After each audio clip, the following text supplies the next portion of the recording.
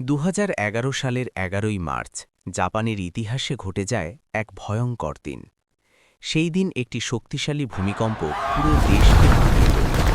এই ভূমিকম্পের মাত্রা ছিল ৯.০, যা পৃথিবীর অন্যতম শক্তিশালী ভূমিকম্প হিসেবে বিবেচিত। এই ভয়ঙ্কর ভূমিকম্পের কেন্দ্র ছিল জাপানের উত্তর-পূর্ব উপকূলের কাছে প্রশান্ত মহাসাগরে। ভূমিকম্পের কিছুক্ষণ পরই সমুদ্র থেকে উঠে আসে একটি বিশাল সুনামি। বিশাল ঢেউ কয়েক মিনিটের মধ্যেই উপকূলীয় শহরগুলোকে গ্রাস করতে শুরু করে। এই সুনামির ঢেউ অনেক জায়গায় ১০ থেকে ১৫ মিটার পর্যন্ত উঁচু ছিল।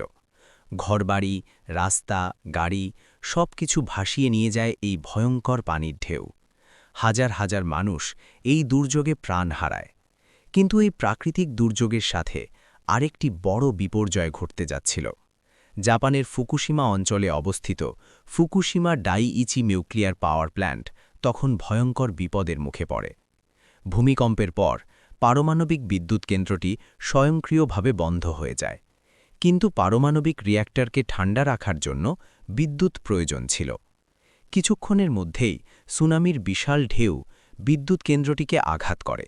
সুনামির পানি বিদ্যুৎ কেন্দ্রের ব্যাকআপ জেনারেটরগুলোকে নষ্ট করে দেয়। ফলে রিয়্যাক্টরের কুলিং সিস্টেম বন্ধ হয়ে যায়।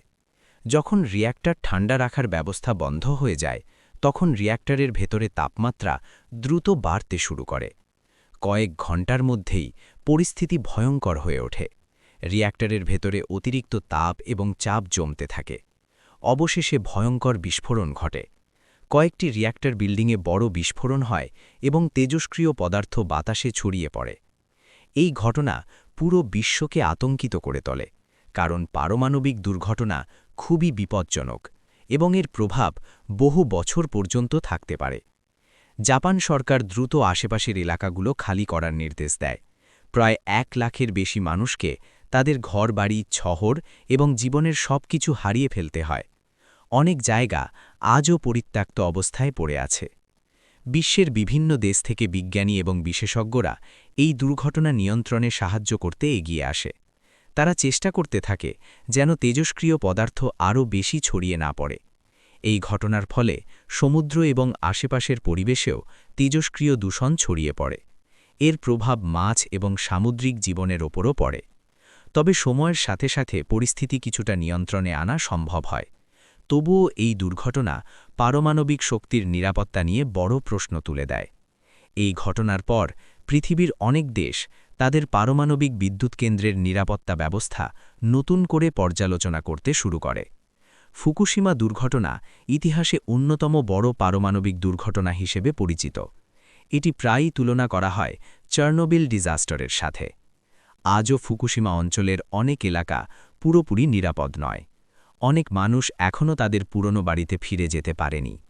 এই ঘটনা আমাদের মনে করিয়ে দেয় যে প্রযুক্তি যতই উন্নত হোক, প্রকৃতির শক্তির সামনে মানুষ অনেক সময় অসহায় হয়ে পড়ে। ফুকুশিমা পারমাণবিক দুর্ঘটনা শুধু জাপানের জন্য নয়, বরং পুরো পৃথিবীর জন্য একটি গুরুত্বপূর্ণ শিক্ষা হয়ে আছে।